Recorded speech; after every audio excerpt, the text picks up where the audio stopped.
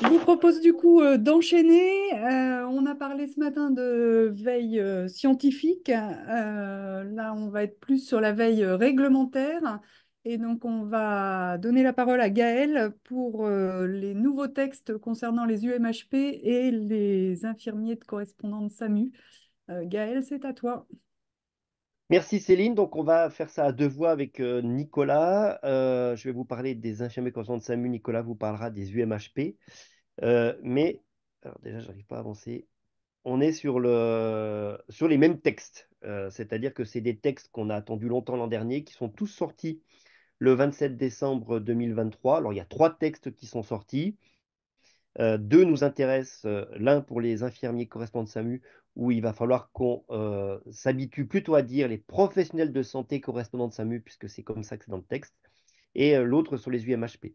Alors, sur les UMHP, donc il y a deux textes, et les deux textes parlent des UMHP, hein, c'est deux décrets, les deux du 29 décembre 2023, et vous trouverez la modification du Code de santé publique, c'est ce que nous disait la MACSF tout à l'heure, quand on modifie le domaine de compétences et le domaine de gestes possibles pour un professionnel de santé, on modifie le Code de santé publique. Donc d'un côté, on modifie la sous-section 1 de la section 1 de chapitre 4 du titre 2 du livre premier de la sixième partie du Code de santé publique. Hein, c'est juste pour vous dire que, en fait, dans notre pays, on a des choses qui sont très simples. Et le deuxième modifie juste la sixième partie du Code de santé publique, plus simple. En tout cas, on arrive au même résultat. Si vous regardez, comme c'est des modifications, il n'y a pas une phrase qui est complète, mais vous voyez que les mots équipe d'intervention sont supprimés. Et au-dessous, si vous lisez les choses, compte tenu de l'état de santé du patient, sur demande et sous la supervision du médecin régulateur du service d'aide médicale d'urgence, l'équipe d'intervention peut être composée uniquement d'un conducteur et d'un infirmier. Alors, pas de commentaire sur le mot conducteur. On arrivera peut-être un jour à remplacer ce mot conducteur par le mot ambulancier. On va y arriver. Et donc voilà. Mais en tout cas, vous voyez bien que c'est l'introduction de cette notion d'unité mobile hospitalière paramédicalisée avec ce binôme ambulancier-infirmier.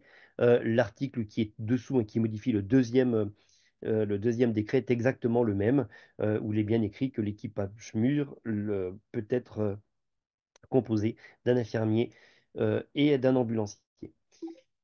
Pour les infirmiers correspondants, c'est plus simple. C'est la modification de l'arrêté du 12 février 2007. Hein, c'était l'arrêté qui organisait les médecins correspondants de SAMU. Et donc cet arrêté a été modifié par donc un nouvel arrêté du 29 décembre 2023.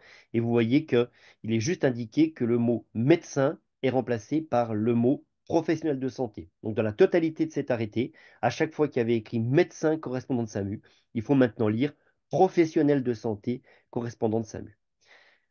Alors, quelques mots et on va s'arrêter sur les infirmiers correspondants de SAMU, puisque ça, vous l'avez compris que ça pourrait être étendu dans un second temps à tous les professionnels, et vous avez certainement entendu déjà parler des sages-femmes, mais on va s'arrêter quelques minutes sur les infirmiers correspondants de SAMU, donc des recommandations et une formation.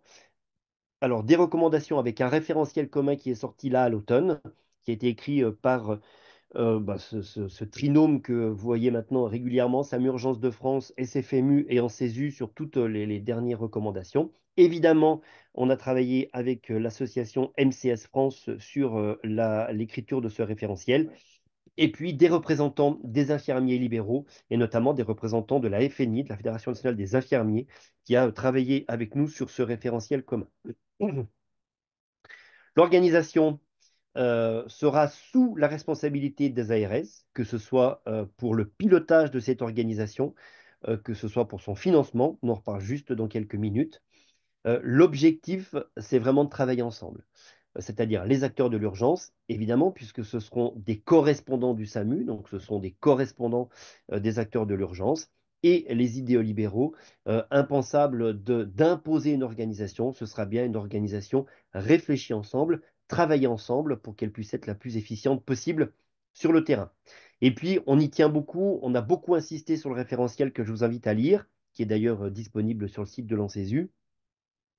on va aller chercher de la complémentarité et non de la concurrence, avec deux choses et deux zones avec des organisations qui seront différentes, des zones sans présence de médecins correspondants de SAMU, donc des départements vierges, entre guillemets, de correspondants du SAMU, où là, on va pouvoir implanter les infirmiers et peut-être que ça donnera des vocations à des médecins de s'implanter. Et puis des zones avec présence de médecins correspondants de SAMU, où évidemment, l'objectif, c'est de ne pas les mettre en concurrence, mais bien en complémentarité, avec des domaines de compétences différents et des formations différentes pour que chacun puisse soit travailler parce que les pathologies ne sont pas les mêmes d'un côté et de l'autre, mais le plus souvent ensemble, et notamment sur tout ce qui est traumatologie grave, sur tout ce qui est SCAR, etc., etc.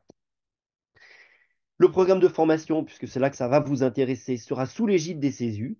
Voilà, je vous ai remis la phrase qu'on a mis dans le référentiel. La formation est assurée par une équipe composée de professionnels ayant une double compétence de pratique médicale extra-hospitalière, médecins, IPA, IAD, etc., et de pédagogie à l'université ou au CESU, parce que évidemment certaines universités forment déjà les médecins correspondants de SAMU, donc il faut les inclure dans cette formation. Mais quand on lit dans un référentiel double compétence de pratique hospitalière, de l'urgence et de pédagogie, évidemment on pense au CESU, et c'est bien ce qui est écrit dans ce référentiel. Deux types de formation, la formation initiale et la formation continue.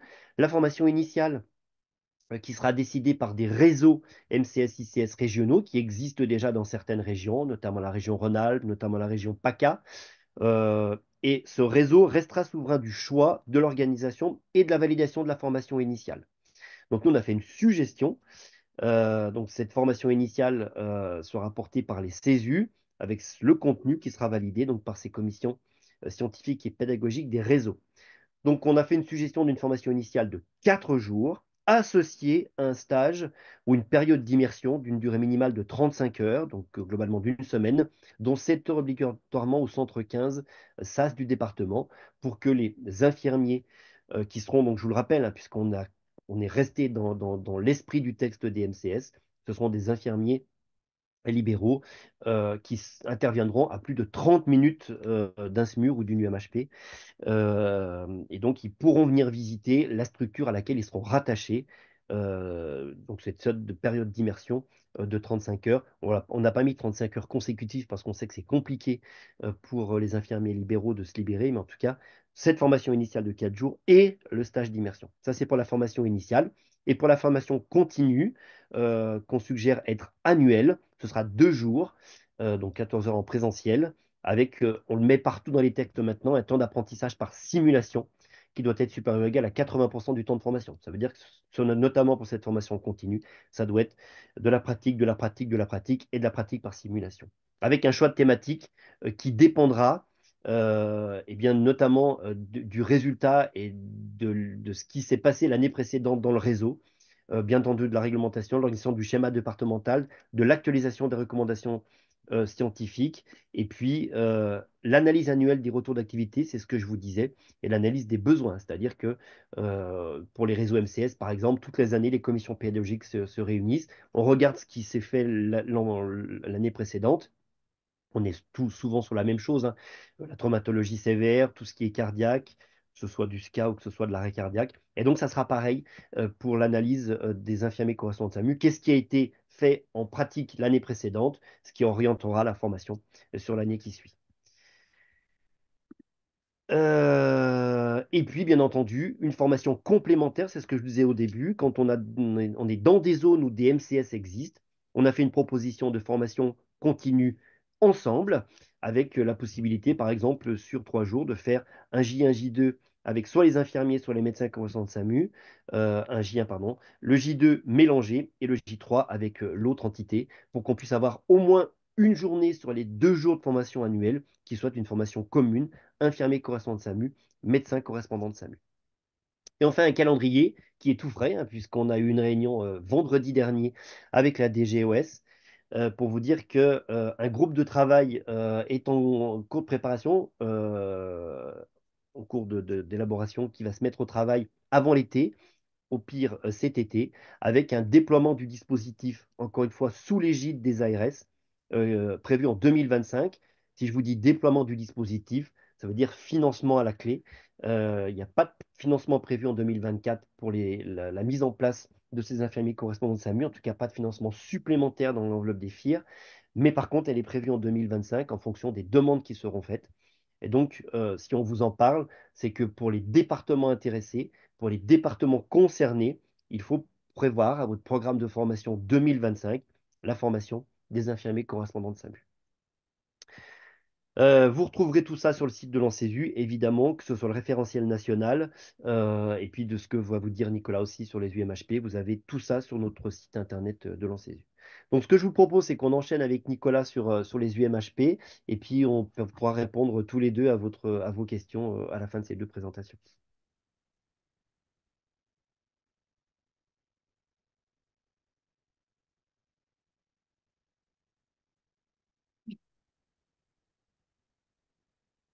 Bien, bonjour à tous. Oui, on va continuer avec les UMHP, unité mobile hospitalière paramédicalisée. Alors, je ne reviendrai pas sur les textes, Gaël nous les a bien développés. En résumé, c'est proposer un niveau d'intervention complémentaire pour les urgences pré-hospitalières dans... pourquoi ça ne marche pas?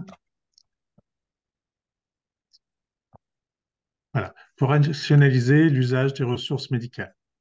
Alors attention, UMHP ne veut pas dire UMHM, unité mobile hospitalière médicalisée. Pas confondre les deux. Je ne reviendrai pas sur les textes. Le tout est sous la responsabilité du médecin régulateur hospitalier. En effet, c'est lui qui décide du moyen qu'il va mettre en place pour répondre au mieux aux justes soins pour le patient. Donc, il déclenche l'équipe. Il doit suivre l'intervention et envoyer plus ou moins, enfin, en fonction du bilan, envoyer un renfort avec une UMHM médicalisée. Il aide à établir l'hypothèse diagnostique en fonction du bilan qui lui est transmis par l'équipe et notamment par l'infirmière qui sera sur place. Il prescrit les thérapeutiques. Il oriente et prépare l'accueil du patient. Donc tout ça nécessite une traçabilité dans le dossier de régulation médicale avec bien sûr l'identité du régulateur, de l'équipe UMHP, les éléments clés du bilan, les prescriptions médicales et les actes réalisés par l'infirmier. Quel type d'intervention pour l'équipe UMHP?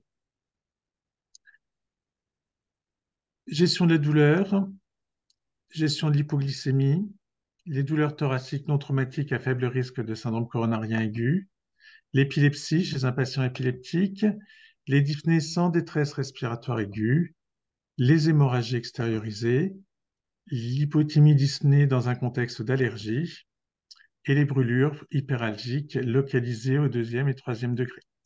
Donc, on ne peut pas remplacer, on ne peut pas faire aux UMHP les missions SMUR primaires médicalisées. Le tout sera accompagné de protocoles infirmiers spécifiques. La formation à l'UMHP, les objectifs pédagogiques qui vont reprendre les compétences techniques et non techniques, ça va connaître la législation, les modes de déclenchement, le travail en équipe, savoir recueillir les éléments cliniques qui vont permettre d'établir un raisonnement clinique et un diagnostic possible avec les prises en charge thérapeutiques, savoir transmettre un bilan, utiliser les outils de télémédecine notamment, la visioconférence, la transmission d'électrocardiogrammes, adapter la prise en soin avec le médecin régulateur, assurer la surveillance du patient et communiquer de façon adaptée avec les différents intervenants sur place, respecter les règles du secret professionnel et les critères de sécurité et d'hygiène lors d'une intervention. Le public concerné, c'est être infirmier en poste dans une structure d'urgence depuis au minimum 2 ans, avoir une expérience en SMUR depuis au moins 1 an, être ambulancier en SMUR depuis au moins 1 an et être titulaire tous de la FGSU 2 en cours de validité. Bien sûr, il faudra respecter le domaine de compétences de chacun. Deux formations possibles, deux cursus possibles de formation. Le premier, un cursus sur 5 jours avec une première journée en distanciel, une journée de 7 heures avec un parcours pédagogique qui va reprendre la connaissance de la législation, la connaissance des thérapeutiques, des effets secondaires de certains médicaments, etc. Le programme est en cours de construction. Il n'y a encore pas de programme officiel sur cette formation en distanciel. Ensuite, 4 jours en présentiel, soit 28 heures de présentiel en formation, soit c'est 4 jours en continu, soit 4 jours en discontinu. L'objectif, c'est de mettre les apprenants dans des situations cliniques apprenantes, des mises en situation en simulation, au moins 5 situations en simulation. Et puis, plus ou moins un stage, une période d'immersion dans la fonction du MHP. Autre cursus, cette fois-ci, c'est un cursus sur 2 jours. On reprend toujours le parcours pédagogique en distanciel, éventuellement en e-learning, soit une journée de 7 heures. Et on y ajoute un livret de positionnement, c'est-à-dire que chaque agent va remplir un carnet, une auto-évaluation de ses compétences en fonction, soit il est ambulancier, soit il est infirmier. Et ce carnet sera validé par sa hiérarchie.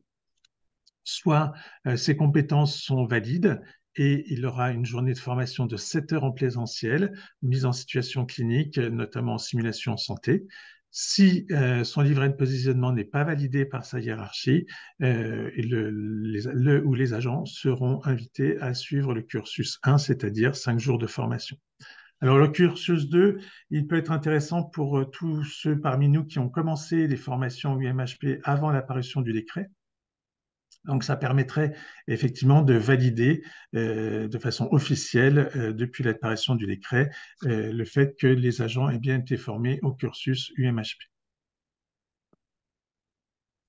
Donc, il y a une formation initiale qui sera bien sûr accompagnée d'une formation continue. Une journée de 7 heures tous les ans est préconisée. Cette formation sera sous l'égide et responsabilité pédagogique soit des CESU, soit de l'université. Et bien sûr, comme on l'a vu déjà pour les ICS, la formation est assurée par une équipe de professionnels ayant une double compétence, une compétence en SMUR et une compétence en pédagogie. Voilà ce que je voulais vous dire sur les UMHP. Merci de votre attention. Merci Nicolas, merci Gaëlle. Sandra, est-ce qu'on a des questions? Alors oui, je vais les prendre dans l'ordre parce qu'on avait depuis le début une question sur les UMHP. Où en est-il du e-learning qui était prévu pour cette formation des UMHP par le HESP, pardon. Elle n'était pas prévue par le HESP. Hein. Ce e-learning, il doit être il doit être organisé par plusieurs acteurs. Donc, comme d'habitude, quand il y a plusieurs acteurs, c'est toujours plus compliqué de se mettre d'accord. Euh, c'est compliqué de donner un calendrier. J'espère qu'il sera à disposition avant la fin de l'année. On va surtout aller récupérer des choses qui existent déjà à droite à gauche. Donc il est en cours. En tout cas, il n'empêche pas la possibilité de faire le reste. Comme le disait Nicolas, hein, c'est quelque chose qui va récupérer notamment tout ce qui est veille réglementaire, organisation. Donc il peut très bien être fait directement dans la formation, mais ça On n'empêche peut, pas la suite de la formation. Nicolas? on peut créer déjà nous-mêmes, pour ceux qui ont le temps de le faire, effectivement. On peut déjà créer à nous-mêmes cette première journée qui est censée être en distanciel ou en e-learning, en prenant effectivement les éléments concernant les textes législatifs, le décret de compétences de chacun, les protocoles infirmiers spécialisés et notamment faire approche des effets secondaires ou la connaissance sur les thérapeutiques et médicaments. Donc, ça peut se construire en attendant effectivement l'apparition d'une cursus fait par les sociétés savantes. Et d'ailleurs, si jamais certains l'ont déjà fait, on est preneur. Hein.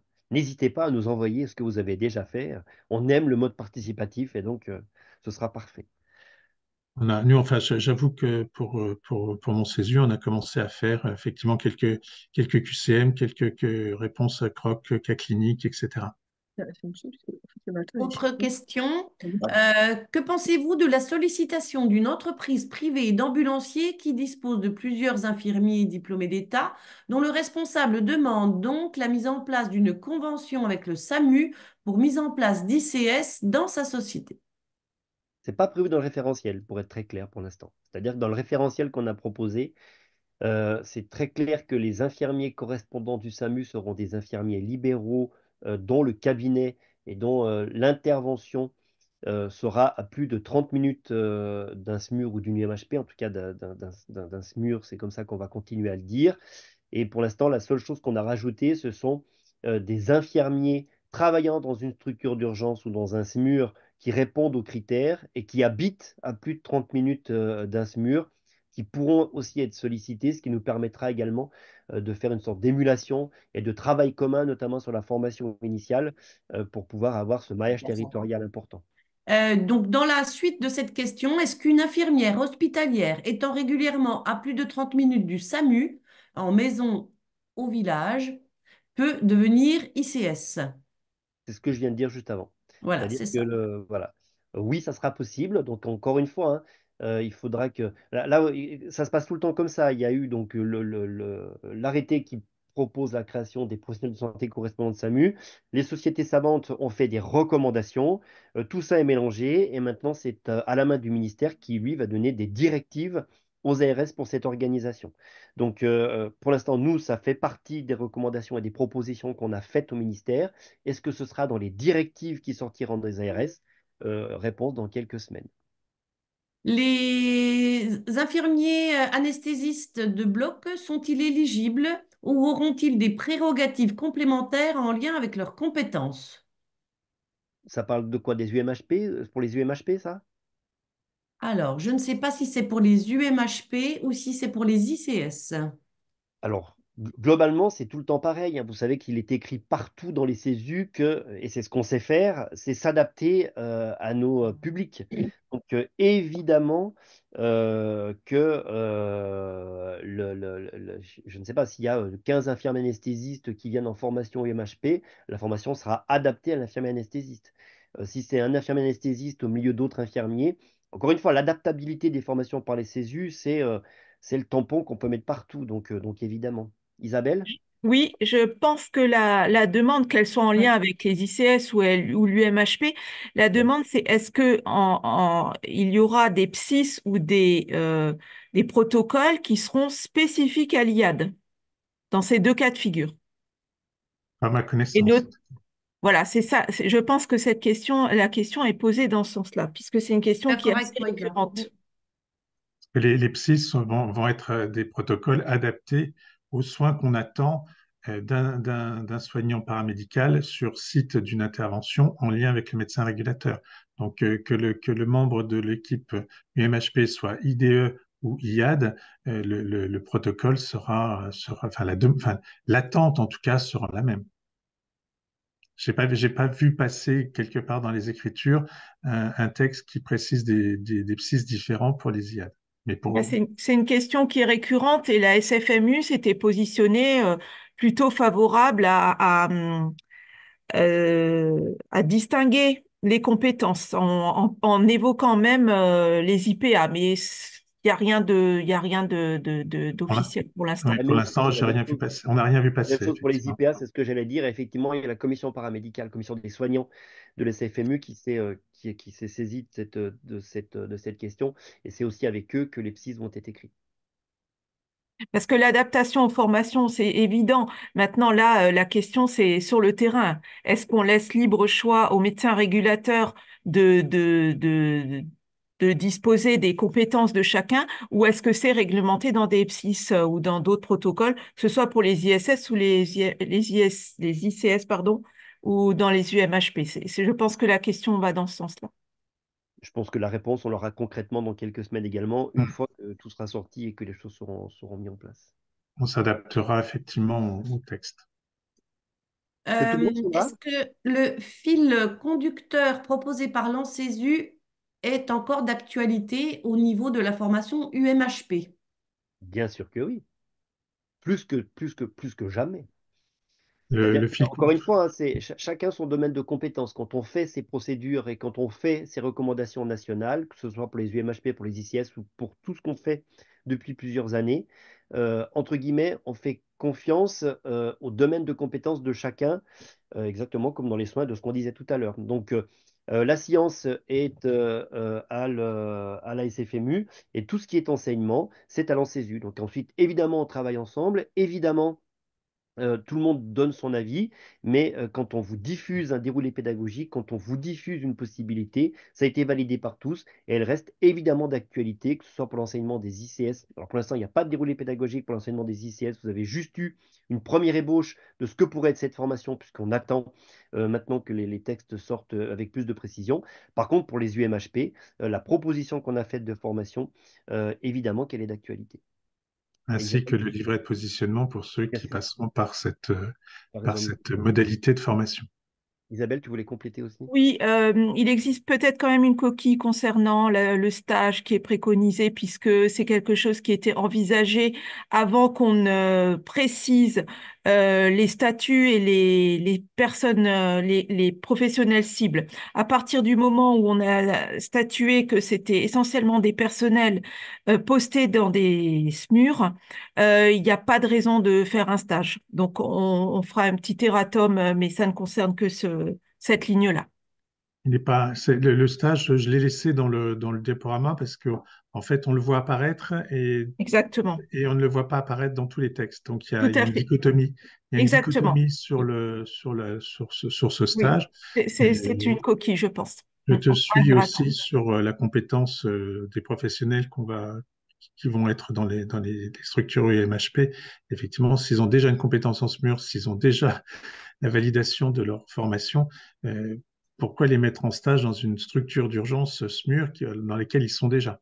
Donc, après, ça peut être un plus peut-être à envisager pour les gens qui auraient, alors, qui peuvent avoir la connaissance, mais qui peuvent avoir aussi se mettre en confiance par rapport à leur isolement, parce qu'ils sont toujours accompagnés par le médecin régulateur. Mais si pour des questions de savoir-être, ça peut peut-être aussi les mettre en confiance si on les accompagne en dehors de la présence d'un médecin sur site. Une autre question, est-ce que la FAE SMUR sera obligatoire pour l'équipe UMHP et alors poursuivre le parcours 2? Alors, c'est une super question parce on a soulevé la problématique.